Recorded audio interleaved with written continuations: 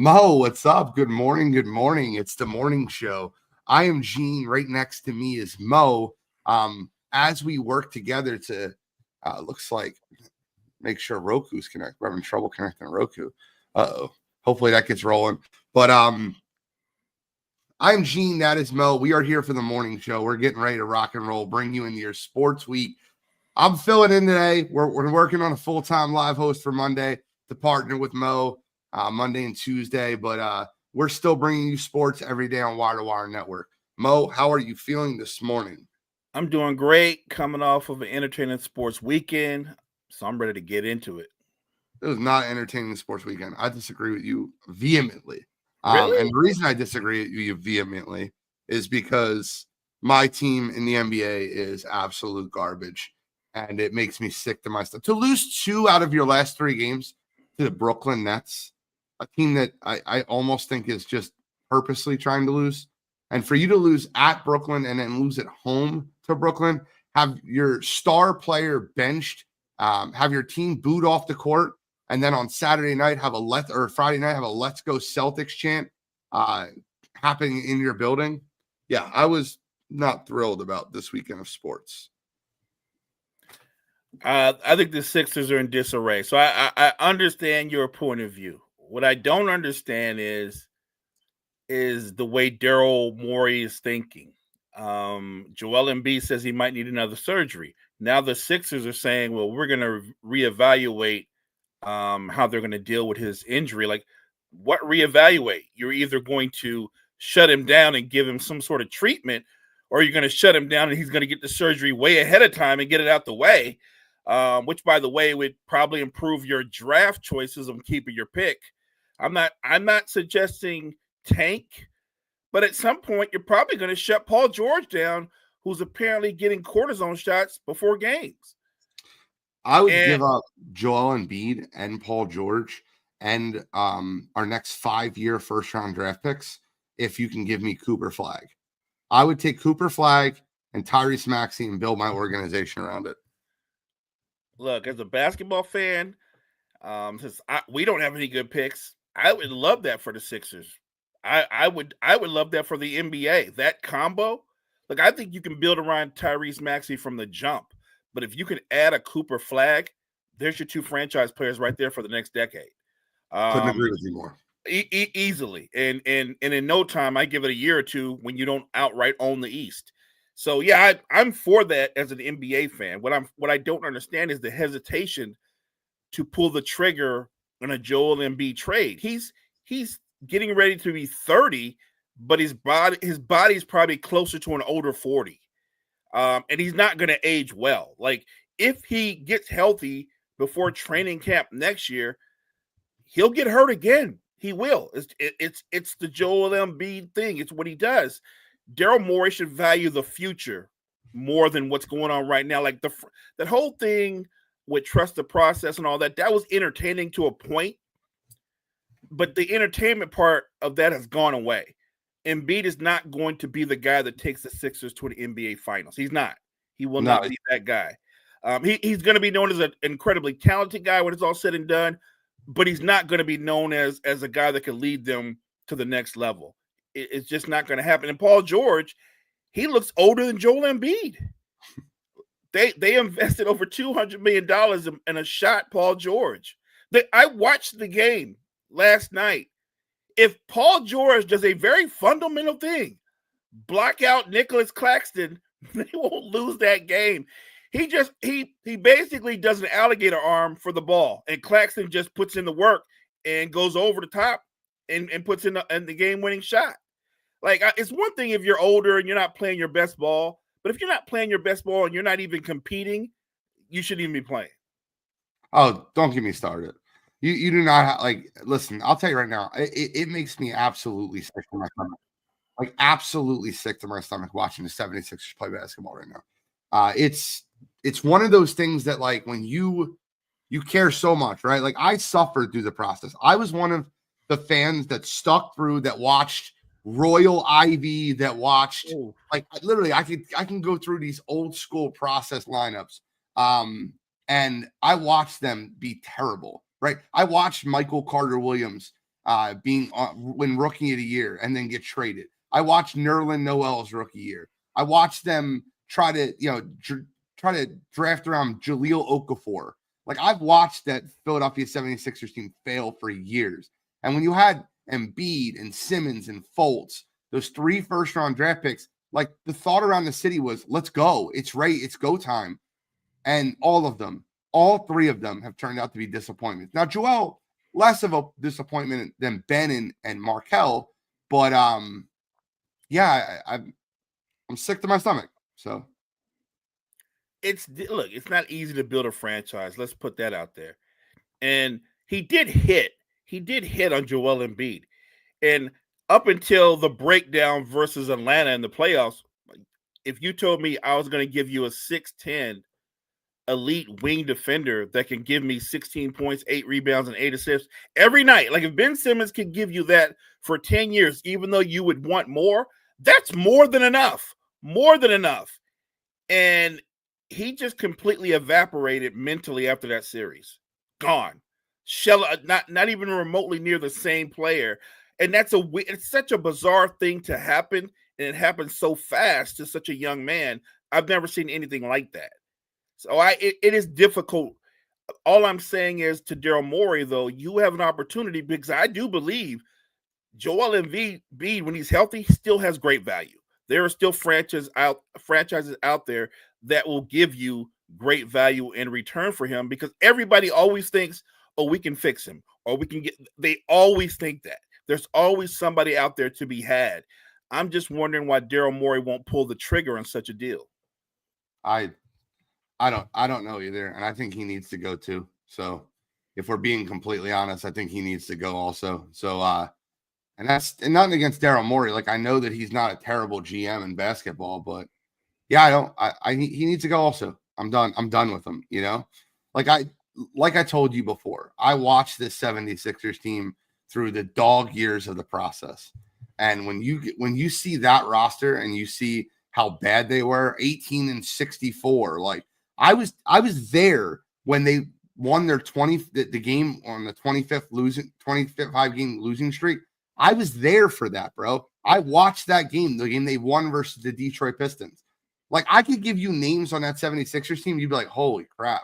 Like, they were awful. Ish Smith, bro. The ghost of Ish Smith. Like, there was just so many 76ers. Like, a lot of people don't remember, Jeremiah Grant was drafted by the Sixers. Oh, that's right. Yeah. Wow. Like, it's insane, right? Remember Isaiah Cannon? Like, I don't know. Isaiah Cannon. And look, here's the weird thing. They hit on Simmons. They hit on Embiid. But had they done some smart things, I saw the film on Markel Fultz when he was coming out of college. I didn't get it. I watched it, and I was like, he looked all right, but I was looking at the competition he was playing against. They were less than all right. I didn't get it. Markel Fultz should have been Jason Tatum. Well, the Celtics would have never made that trade if the Sixers. And I know that you're very familiar with basketball, but I want everybody at home to understand this. The Sixers were 3, the Celtics were 1. The Celtics did not want Markel Fultz or Lonzo Ball. They knew Markel Fultz was not Lonzo Ball. Who's 2 in that draft? I'm trying to remember who was 2 in that draft. Markel Fultz draft. Was it Ball? I don't think it was Ball. It might have been Ball, because do you know why? It was Lonzo Ball. The Celtics didn't want Markel Fultz or Lonzo Ball. They wanted Tatum. So they figured, hey, let's pick up a first-round draft pick, because the universal first-round pick right now is Markel Fultz. We'll sell him to a team that wants Markel Fultz, and we know the Lakers are taking Lonzo Ball. It was the worst-kept secret ever in that draft. Like, it was Lonzo Ball or nothing. So the Celtics picked up a first-round draft pick to move back because they knew the Sixers wanted Markel Fultz. Now, if you watch Markel Fultz at Washington, he shot the ball fluently. He was a scorer. He was compared to James Harden. He got into a motorcycle accident and messed his shoulder up, and he tried to recreate his shooting form. And when he did that, the yips came, or whatever came of it. and he became a terrible player. He's never regained what he was at Washington. I think his last year at Washington, I think he averaged close to 30 points a game. And now, granted, it was for a terrible Washington team, and he was the whole offense, but he was definitely the scorer coming out of that draft. See, that's what I was looking at. He was the best player on a horrible team. I don't know if that means that he's a great player. It just means he's because every bad team has the best player. Even if you don't get Jason Tatum, Donovan Mitchell was a better option. Like I just don't know because Fultz it's not like he was a known commodity. Like if you'd have to dig real deep to go, oh, that guy. Like he was on some people's radar, but most people would have went with Mitchell over him. Mitchell went like 28th in that draft. Right. But think about what you could have done. I'm just saying that he was one of those things where they took a swing and thought they were being smarter than everybody else, and they weren't. It's like if you went back in time and looked at everything Joe Dumars did right as a president and as a GM with the Pistons, and then he tried to get really clever and go, you know what? I think this Darko kid's going to be much better than anything that Melo or Bosch and them. There's something about Darko. I've seen him in the workout. I'm going to go that route. Like that's being too smart. That's trying to be too smart. And you altered your franchise's history for 10 years. Like if they had done the smart thing, the simple thing, the 03-04 Pistons, I don't know if they're just one-time champions. Yeah. Maybe they're 2 or 3-time champions, but he tried to be overly clever and it backfired. You're absolutely right. It's funny. I've asked people this question before, but it's very relevant as a 76ers fan. Darko Milicic is the reason that Kristaps Porzingis was not drafted to the 76ers. No one will understand that statement except a true basketball head.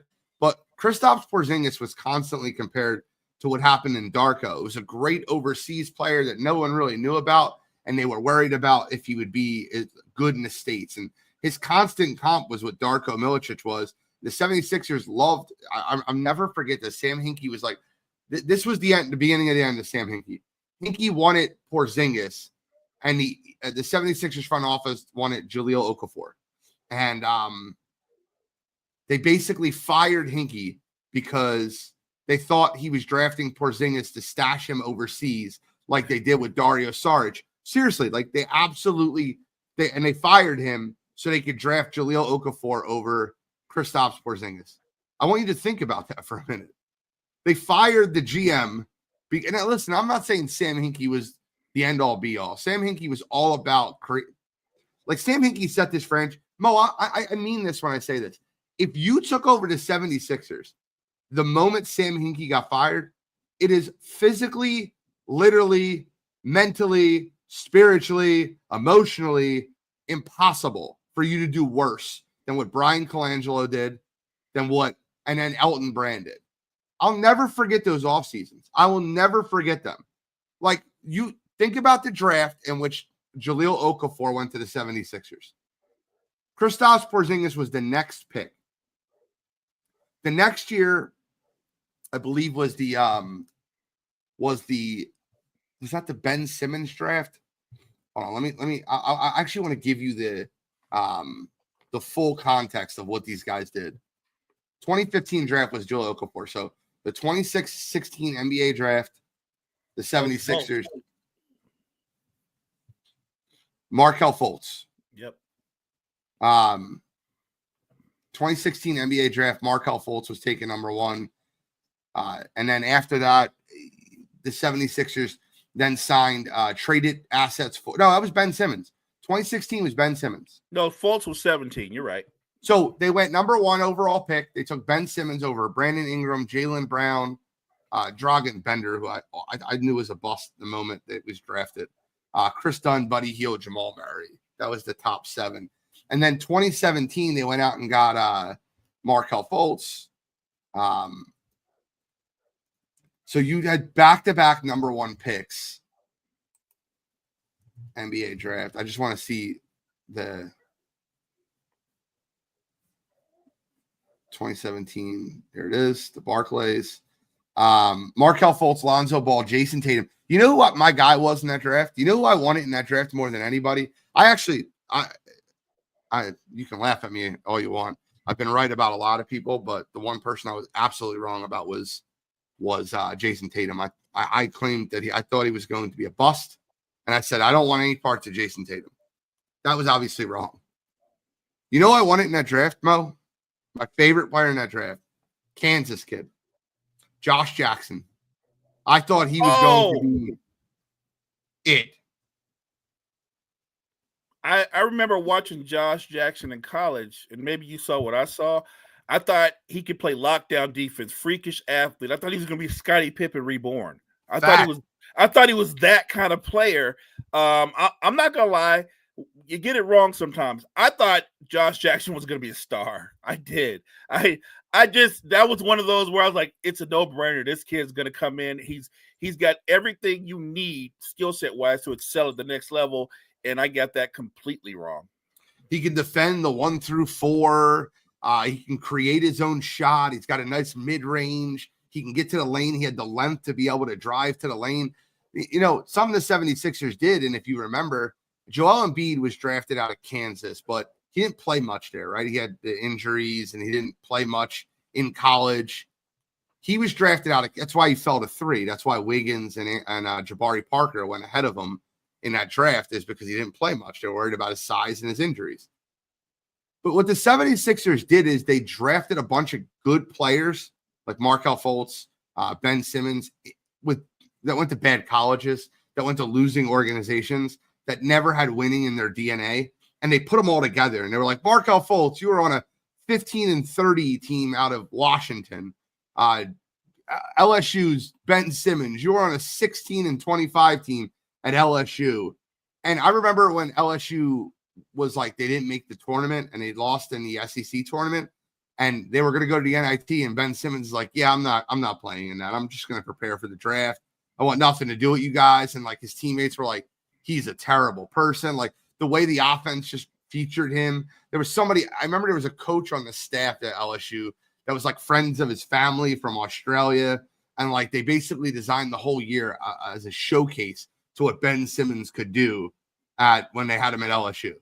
So like, these are guys that the 76ers drafted. This is the mistakes that the 76ers made. I can't. We spent 20 minutes replaying my awful history. The pain. I mean, think about it, though. I remember the offseason where they traded 2 first-round draft picks and players to get Tobias Harris. And then during that season, they basically traded Dario Saric, Robert Covington, and a couple second-rounders to get Jimmy Butler. And in my mind, I'm like, well, Jimmy Butler trades a million times better than Tobias Harris. We need to re-sign Jimmy Butler and move off of Tobias Harris. I hated the trade the 76ers made for Tobias Harris. Hated it. Then that was the year where Kawhi Leonard hit the triple doink. Right. And once he hit that, the 76ers were like, well, we got to try to re-sign Butler and Harris. And when they let Butler get away because they were like, well, we have concerns about your behavior, and they start treating him like a child, he was just like, I don't want anything to do with this organization. They panicked, max signed Tobias Harris. Right. And then in that offseason, I'll never forget what Elton Brand did. Never forget it. Well, we lost Jimmy Butler. What are we going to do? They went out and got Al Horford. And they tried pairing Al Horford, a slow, I guess they wanted him to be a stretch 4, and play him next to Embiid and Ben Simmons. And all teams did was clog the lane. Like, go ahead, go shoot. You have Tobias Harris, Ben Simmons, Al Horford, and Joel Embiid. We'll just put everybody in the lane. You guys figure out that. And the first game of the season, they beat the Celtics like 87-79. It was like a 1990 score. And we're all sitting there like, that's how the Sixers are going to win this year. They're going to beat teams with toughness and defense and protecting the paint.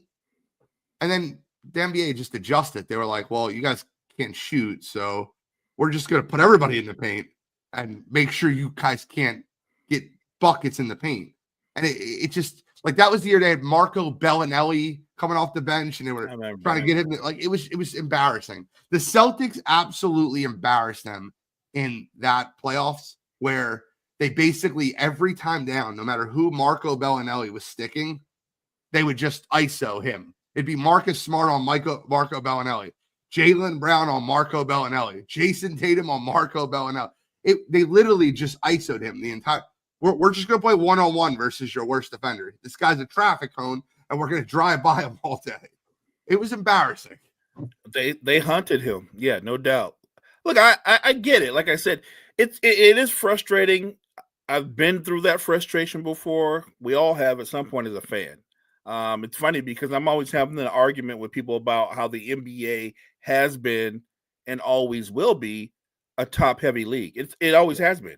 It gives you the myth that the little guy can win.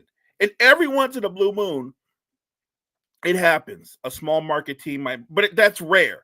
We're talking about nine times out of 10, the favorite teams, one of them win the title. That's just the way the NBA has always been built.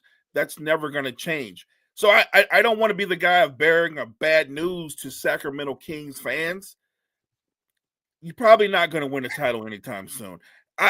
In my lifetime, you're not going to win a title. That's mean, but it's honest. It's not going to happen. The Utah Jazz, Danny Ainge is phenomenal, but you know what free agents don't do? The top ones, they don't go to Utah. They don't go to Utah. It's not on their map, no matter what Utah's offering. So are the Jazz going to win a title anytime soon? They're not. Now, I won't say that Danny Ainge won't ever build a title contender. I think he will. But there are just certain teams you can write off the map. The Charlotte Hornets, we can already write them off.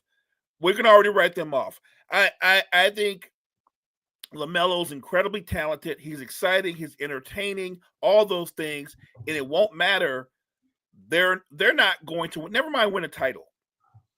They need to get to the playoffs. Start there. Just make a playoff run. The NBA is not built for the small teams. It teases you, and then it gobbles you up with the bigger teams. It's meant for the Lakers and the Celtics. When the Spurs were, and actually the Spurs are a small market. They were unique. But then they had unique talents. But that's just the way the nature of the beast is. Look at OKC right now. If you just look at records, Gene, if we go by records, then Cleveland and OKC are going to meet in the finals. If we just go by what we've seen all year long. And yet my gut feeling, and I've said this before, I don't think either one of them are going to play in the finals. I don't disagree with you. It leads the question this way, right? Do you think that the NBA giving themselves a salary cap hurts them? Let me give you an example of what I mean, right? If you're the Oklahoma City Thunder and you can only match what other teams can offer, right? Let's say I can offer them 50 million, you can offer them 50 million. Like if the level feeling is playing where a team can't offer them more money, do you think that is a detriment to that team? Like the reason someone would go to Utah as opposed to Los Angeles is because they were getting $10 million more a year. Like that's why you would go to Utah and not Los Angeles, right? Other than that, you want to go play in LA and New York. Actually, I would not play in California if you paid me $10 million more, just because how expensive. Texas, it's insane. But Texas has it together. Florida has it together, where they basically can pay you a good amount of money. You can play in a big market like Dallas or Miami, and you can get paid with no state income tax, which is incredible.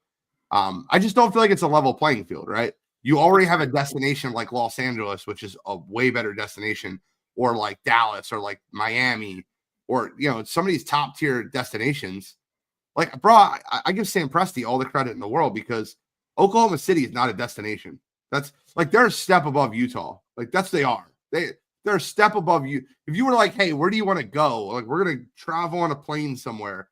And you were like, Utah. I'm like, no. Oklahoma City. I'm like, I guess that's a little better, but I still don't want to go to Oklahoma City. Right. Like, we're a step above Utah. Nah, and look, I'm with you. It's why Sam Presti to me he's almost the Howie Roseman of the NBA. Right. But what he's done is he's been terrific in the draft.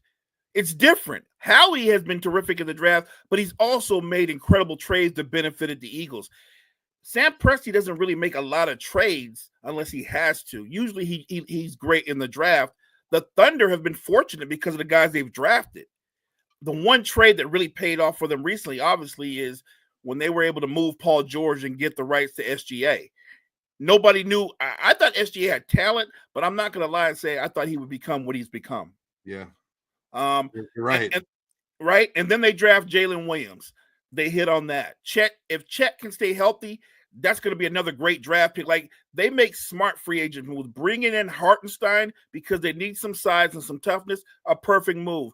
Bringing in Alex Caruso because you needed another physical perimeter defender to go with Lou Dort, another smart move. Like, Sam Presti does everything right, and yet as great as he's been as a GM, the Thunder have yet to win a title.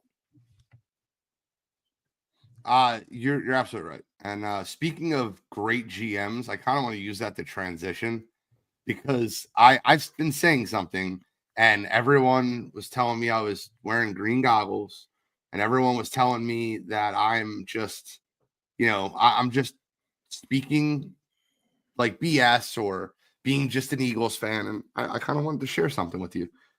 As of yesterday, the favorite to land Myles Garrett, the Philadelphia Eagles.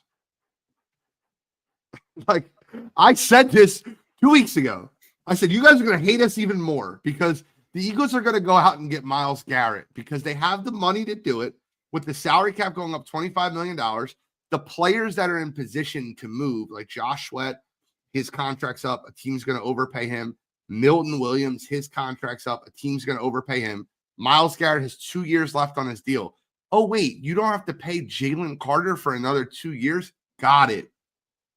So the Philadelphia Eagles have the ability and the young assets and the draft picks to go out and land Myles Garrett and the GM to do it, right? Right. What does Cleveland need? What does Cleveland need more than anything right now, Mo?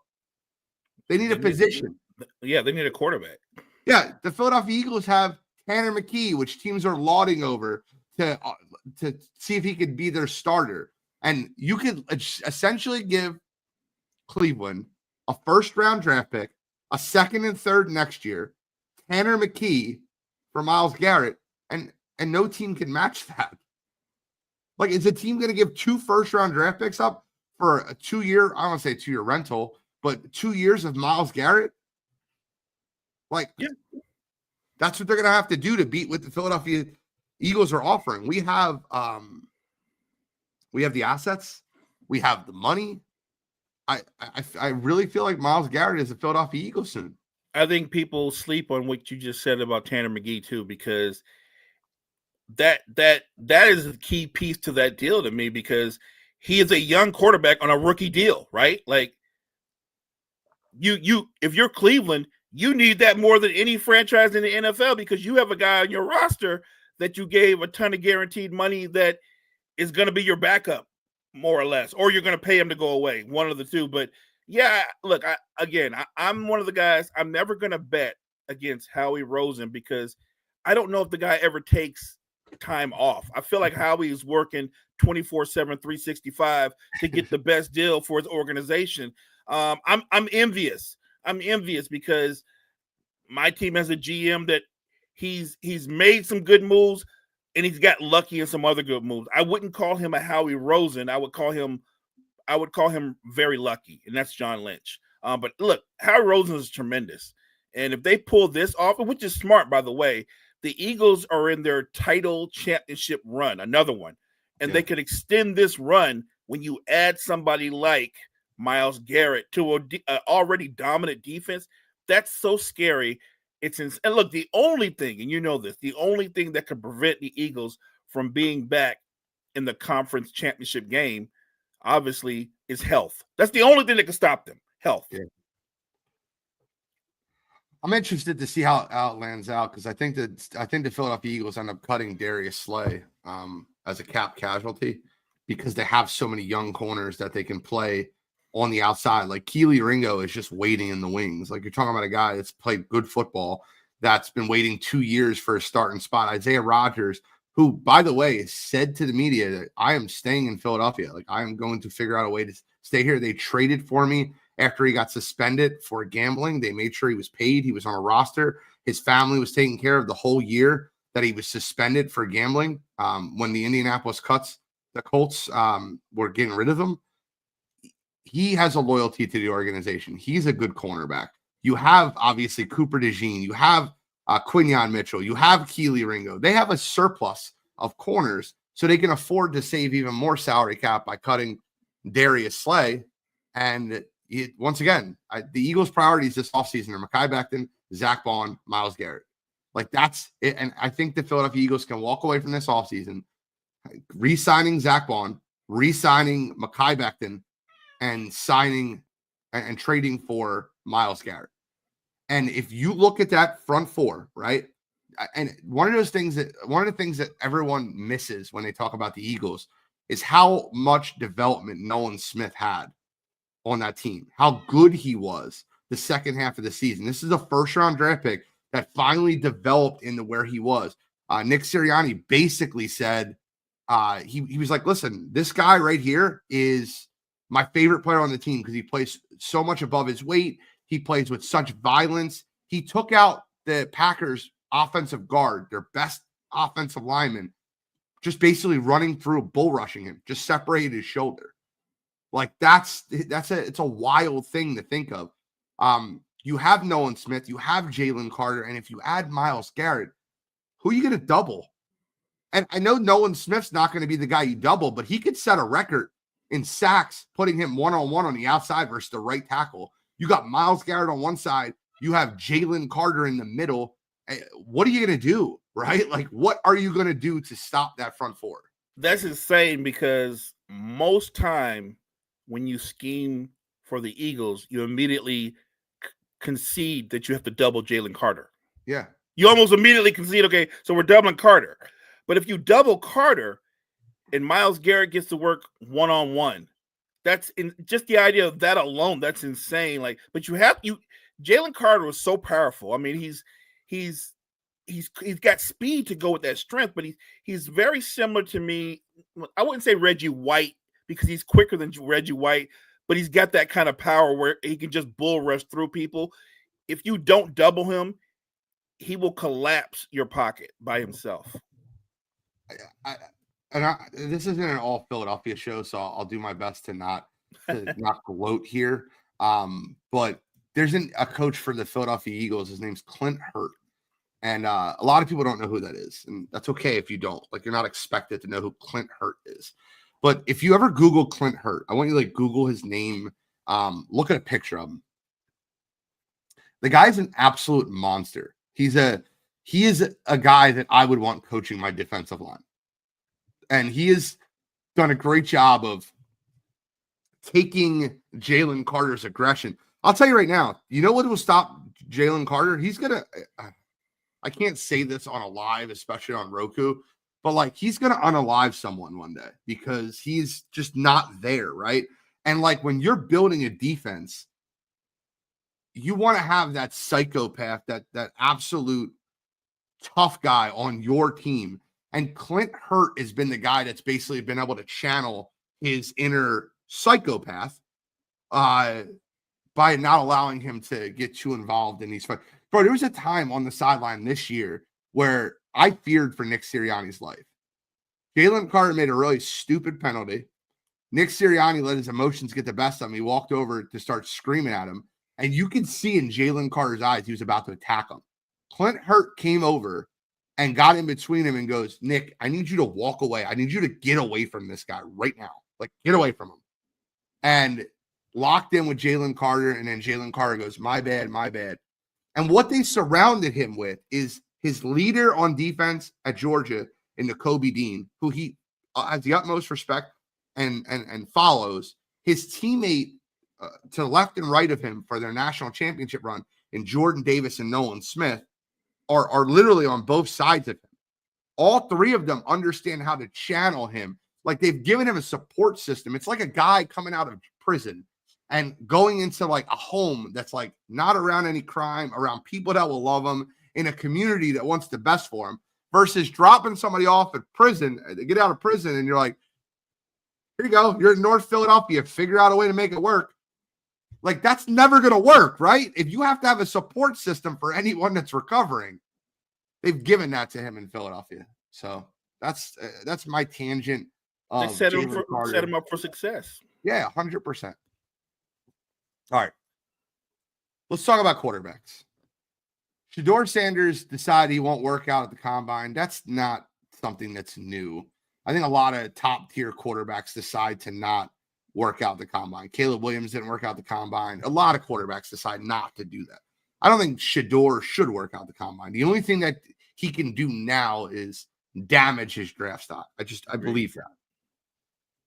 What I look at is the teams that are at the top of the draft and what they're going to do. Like, and Mo, I would love for you to join us. We are doing a full draft watch along for the NFL draft this year. We do it every year on Sideline to Sideline.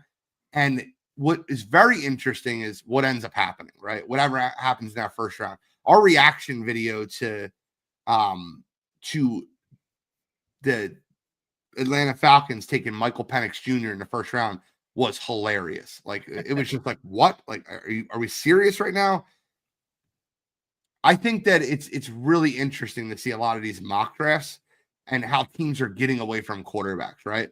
It looks like Tennessee might be turning towards Abdul Carter outside of them taking Cam Ward. It looks like the Cleveland Browns have they don't want a quarterback in this draft. They don't believe in either quarterback in this draft. They're looking at Mason Graham, the defensive lineman out of Michigan. You have Travis Hunter. The Giants they're Shedeur or bust. So if somebody doesn't trade up to get Shedeur, the Giants are taking a quarterback. So they might sign a quarterback this offseason. Shedeur and Cam Ward are very interesting of where they're going to go. But as a guy that followed both of them throughout college, and these are takes that get you in trouble, I don't think either one of them are special. I think with the right system in place, both of them can be successful, but neither one of them are ever potential top 5 quarterbacks. That's what I see when I look at them. I don't see as much of Cam Ward as you probably have, but I've seen a ton of Shedeur. And I'm in agreement on you on this.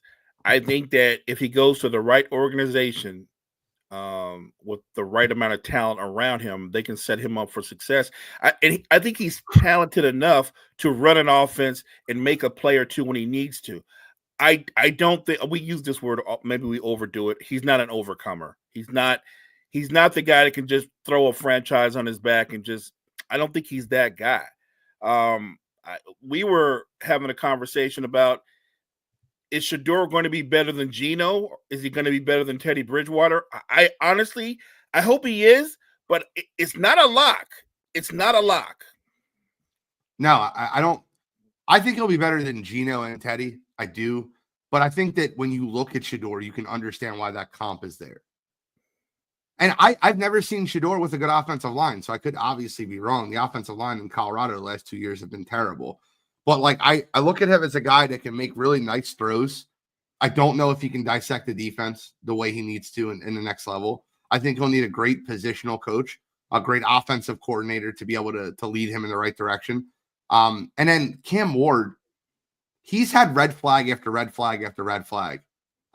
He almost looks like he doesn't hustle. He plays down to his competition. He seems disinterested in some games. He quit on his team in the bowl game after he got his record.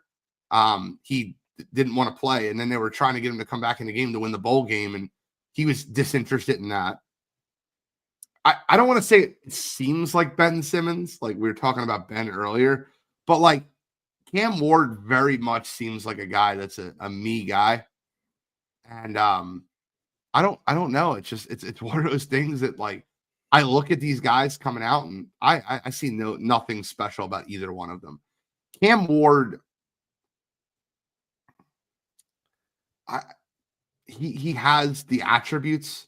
He looks so fluent, but he reminds me so much of what Malik Willis was.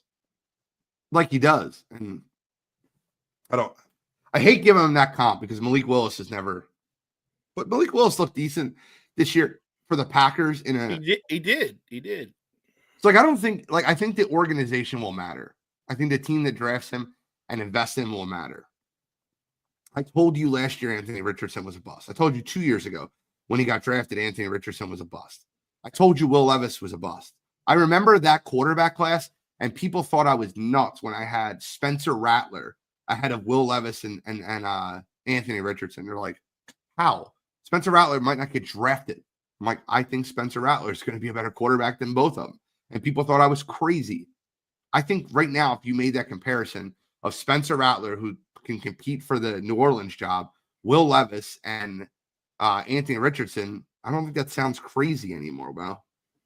No, it's not crazy at all. Look, I wasn't high on Richardson from the beginning. Freakish athlete, an arm, he can throw it a ton, but he can't dissect defenses. He can't make the little subtle. He can't do a swing pass. I mean, I look at him now, and I think we were talking about a couple of days ago. He's at best, you might get a Taysom Hill out of him. That's at best. He might, because I don't even know if he's Taysom Hill, because Taysom Hill's a really good football player. But I think he's more of a gadget guy than a franchise guy. So does he have value? Yes. But for where you picked him at, that is a huge disappointment. I just think that they were awed by him because he's a combine baby. And there are a lot of guys in the combine that will awe scouts and GMs because they'll go, man, he's got a 40-inch vertical and he can do this many reps in the weights. And yet they get out on the field and they can't even do some of the basic things required of the position. And I just think Anthony Richardson we're going into year 2, 3, and he's still a project. And I think he'll always be a project. He's not a franchise quarterback. He never will be. So can you see my screen? I just popped something up on there. Yeah, I got you. So this is I love Tankathon. Tankathon does this for the NBA, they do it for the NFL. This is Tankathon's mock draft that was just released 18 hours ago. So I kind of want to go through this with you just really quick. Tennessee taking Cam Ward. I know a lot of people think they might take Abdul Carter. I do think they end up going Cam Ward. I think a lot of it's a smokescreen. But Tennessee taking Cam Ward, and then the Browns replacing Myles Garrett with Abdul Carter. Smart. The Browns, it's obviously smart. Abdul Carter is an absolute animal. If you watched him play versus Notre Dame, versus Boise, versus who did they play before Boise? They played Boise and then Notre Dame. If you watch him play, he's unblockable.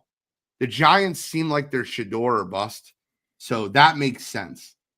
The Patriots taking Travis Hunter at 4, I actually think is a mistake because what they're looking for is they're looking for a wide receiver. They're not looking for a cornerback first. I think if you're looking for a wide receiver, the kid McMillan from Arizona has the ability to be a better version of T. Higgins. He's 6'5", he's 210 pounds. He's an alien, bro. He's in between a Jamar Chase and a T. Higgins. To have a 6'5" guy that runs the way McMillan does, I think that would be the move for Drake May to get him a wide receiver. I think Travis Hunter should go to the Jacksonville Jaguars, but I don't know if the Prime said it all the time. I'm not letting my kids go to terrible situations. I think that Prime might think that might be a terrible situation. And then the Jaguars then make the logical move by getting a winner in Mason Graham. Mason Graham is a winner. He was a guy that played at Michigan. Their team they're 100% winners, right? If you go back to the draft in which the Jaguars took Javon Walker and the Detroit Lions took Aiden Hutchinson, and you remember before that draft, I was telling anybody that would listen to me that Aiden Hutchinson's the pick here for the Jaguars because he's a winner. He's going to go in there. He's going to affect the culture in your team. He's going to help. It's not just what he'll do on the football field. Javon Walker's been a good player, but Aiden Hutchinson impacts winning at a level that you don't see on the box score. Your thoughts on that? No, I'm concur. Look, Aiden Hutchinson is a monster, and I'm with you. He impacts not just your franchise, not just on the field, but in the locker room. I think he helps your culture. He's a natural leader. So those kind of guys build franchises. Those kind of guys build culture. So I'm with you. So I'll give you a team that needs a quarterback this offseason. And I want to debate and see where you think quarterbacks land, right? We can even go quarterbacks, right? We can play the match game. Like, do you think Matthew Stafford moves from LA, or do you think this is all like games for him to get more money? Because Matthew Stafford's made it very clear he's not playing under his current deal next year with the LA. And he shouldn't. No. There's only like $4 million of guaranteed money left on that deal, so I wouldn't play on it. So the question is not whether he can play or not, or do they want him? Can they give him a deal that they can stomach? Because he's obviously on the other side of his prime and not part of their future, right? And what is the number that'll make Matthew Stafford go, so you're going to sign me for a 3-year deal? At what? At what number? My gut instinct is, knowing the Rams, I don't think they give him the money he wants. I don't think everybody says he's going to be a Ram. I think he's got a number in mind, and I don't think they're on the same page with that number. So the Rams are already exploring trades for him. The number one trade fit for him is the Pittsburgh Steelers. That's what is listed on Fox Sports.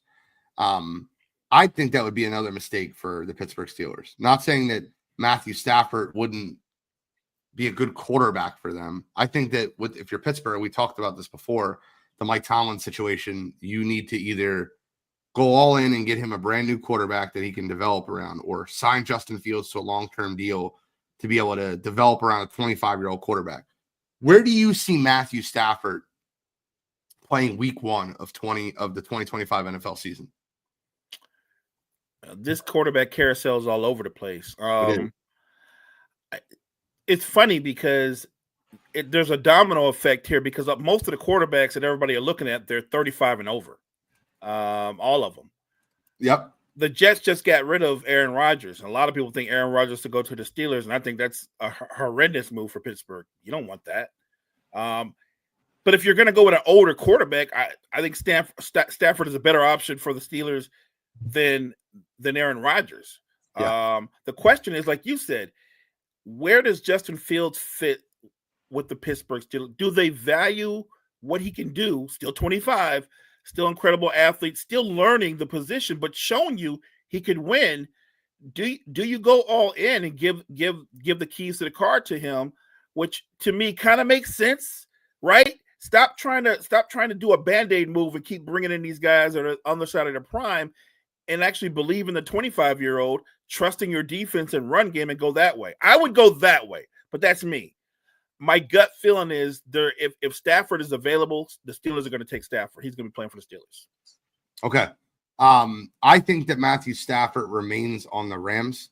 I think if he does get moved, it'll be to the Giants, because, and I think that Dable and Joe Shane have basically been told that you better win this year or you're gone. They're gone. So, and I get that, but if you're in that position, like I'll never forget what Joe Shane's 15-year-old kid said to him. I don't know how much of Hard Knocks of the offseason you watch, but that New York Giants Hard Knocks has to be the most cinematic show I've ever watched in my life, or Hard Knocks. Joe Shane has like a 15-year-old son. And he's sitting in the office like, who should we pick? Like talking to his kids. And it's like, it's supposed to be a cute moment. Like, oh, like who should we pick? Blah, blah, blah. And his one kid goes, I go out and get Jaden Daniels. And he's like, well, what if he's not there? He's like, then trade up for him. You're only going to have this job once. Like, go get him. And it's like, I replay that in my head. And all I think of is how this 15-year-old kid is way more equipped to be the Giants general manager than Joe Shane was. You're only gonna get this job once, Dad. Go up and get Jaden Daniels. I can see that playing in Joe Shane's head and Brian Dable's head and being like, well, we got 1 year to get this done. We got to bring in a veteran quarterback like Matthew Stafford to try to get this done with us now. You got a guy there in Malik Neighbors. You got a couple young pieces in Wan'Dale Robinson. You go out this offseason and you invest in an offensive line and you get Matthew Stafford, you have a potential to compete. Now, they're not going to win the division, right? They'll probably be third if they get Matthew Stafford. They'll still probably be behind Washington and Philadelphia. But it gives you the best opportunity to succeed. And I think that is what the Giants are going to need to do. Kirk Cousins, where do you think Kirk ends up? Kirk could end up, he could end up in Tennessee. They need a quarterback. They need I think they need a vet. What is the value on Kirk Cousins? Like my guess is because they're built to win now, as much as any football team is, he ends up on the Jets. I think the Jets aren't going to draft a young quarterback. They may draft one down the line to be their quarterback of the future, but I can see them bringing in a Kirk Cousins. Like on this Kirk carousel, if you're a team like the Jets with the talent that they have and they're ready to go, what you need, we always talk about this as competent quarterback play. Look, Kurt had a down year last year, but over the breadth of his career, he's been more than competent. Kirk, I don't think Kirk really has much value this year. I think the best thing Kirk Cousins can do is sign on for a team. And I'll give you an example, right? I think Kirk Cousins ends up in Cleveland. And I'll give you why I think that in a minute. I don't believe Cleveland can afford to pay a quarterback big money because they have Deshaun Watson's contract.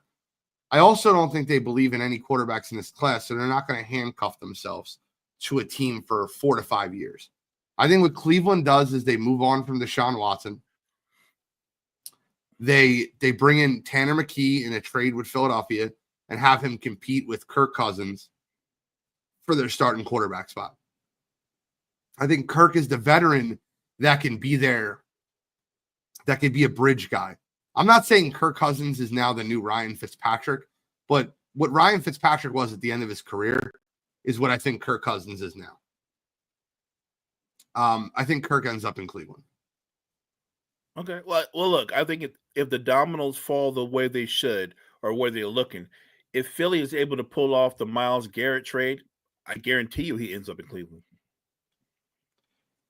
Next quarterback on the list is Justin Fields. And I'm going to be Justin Fields' agent for a minute. And this is the first time that Justin Fields gets to decide where he goes.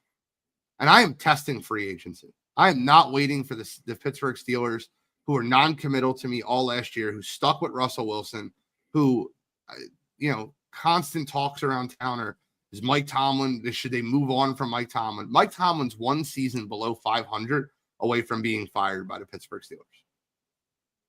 And I would not hitch my trailer to that wagon. If I'm Justin Fields' agent, I'm like, listen, I want an organization that is equipped to build around this quarterback. We'll take a little bit less money on a 3-year deal to prove ourselves. And what you can get in this is you can get flexibility to build your roster around a young quarterback who's 25 years old. If I'm Justin Fields' agent, I'm like, listen, give us 3 years, 100. Give us 33 and a half a year. And give us 3 years, 100. And you can build the rest of your team around. And the guaranteed money doesn't have to be crazy. You can get an opt-out after a year if you don't think Justin's the guy. And in this way, Justin can look for a new situation if this doesn't work out. But I would be pairing him with a good offensive coordinator. I would be pairing him with a guy that is a good head coach that's stable. Not an organization like Chicago has been. Not an organization like Jacksonville or Carolina. I would be pairing him with an organization that needs a quarterback, but they've shown you through the years that they can build around the quarterback. Do you think, now you're thinking as his agent, do you think he'll have that kind of value in free agency? Now, he might get less money than that, but here's a potential fit for Justin Fields that I think would be a beautiful one. Has there ever been a coach that is drafted a quarterback that was a little undersized, quick, good leader, agile, mobile, and has made that quarterback his starting quarterback and taken that quarterback to the Super Bowl? Has that ever happened anywhere? Oh, wait. Absolutely. Sean Payton. It's Russell Wilson. And him too. So you think the Raiders? I think that Pete Carroll gets himself a franchise quarterback with Justin Fields, and I think that's a perfect marriage. You have a positive, proactive guy who's known for building good cultures, puts him in Vegas with a perfect security blanket in Brock Bowers. They have a decent offensive line to build from. They have salary cap to build from. And Justin Fields is married to Coach Carroll, in Las Vegas. I actually like that move. I like that move a lot. I like that move because you're right. Pete Carroll's done this before. They have who I think is going to be the best tight end in football for the next 10 years. Yeah. And they have the cap space to go out and get more assets around him. Look, if you are Justin Fields' agent, I hope that's the way you're looking. I hope that's who you're talking to. And I hope that's where you land. Las Vegas has $92 million in cap space this year. That's insane. They can go out and get whoever they want. And the average age of their team is 25.8, which is one of the youngest in football. So they have a young team, they have money, and they have the ability to. Actually, that's a really funny thing. I just viewed this. Who do you think the youngest team in football is? I was going to ask you, let me guess, Carolina? Carolina is, they got to be high up in cap space. Wow, Carolina has no cap. They're actually older than the Eagles. Wow. The youngest team in football is Brett's team, the Green Bay Packers. The Raiders are the second youngest team in football. The Packers are 25.5 average age. The Raiders are 25.8. Every other team has an average age around 26, and some of the oldest teams in the league have an age of 27. There's no team that has an average age of 28. Who do you think the oldest team in football is? This is interesting. I have the oldest four teams. The you Niners? said it. Yes, the oldest team in football is the San Francisco 49ers. Average age of 27.4.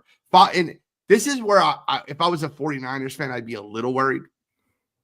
The average age of the 49ers is 27.4. The three other oldest teams in football are the Saints, the Browns, and the Falcons.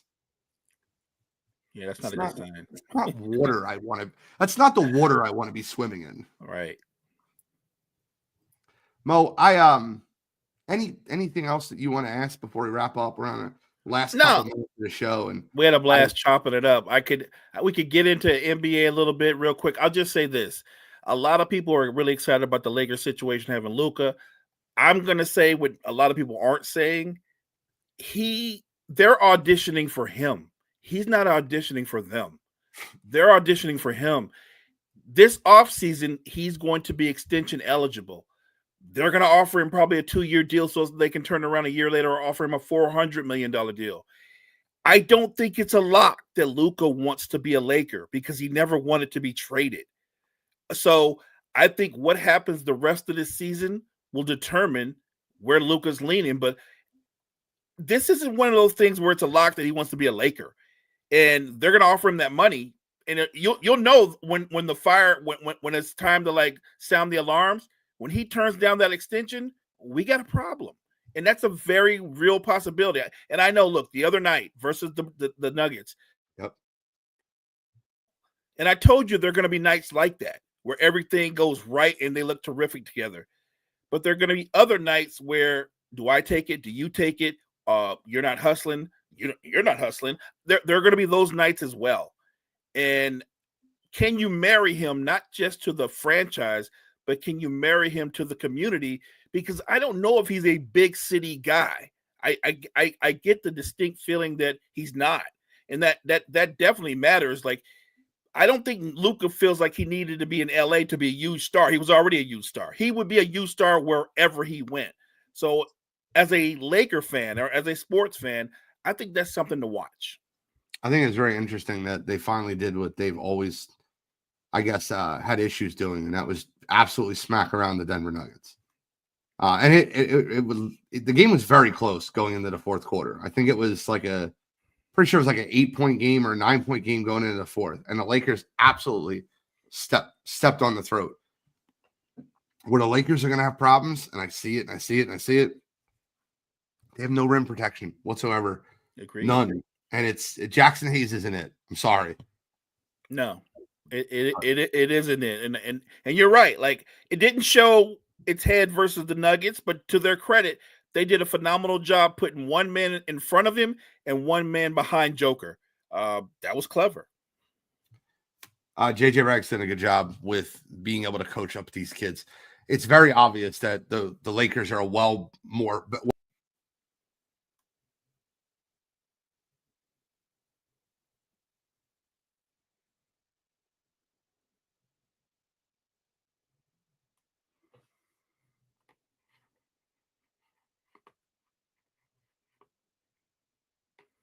I think I lost Gene, or he lost me.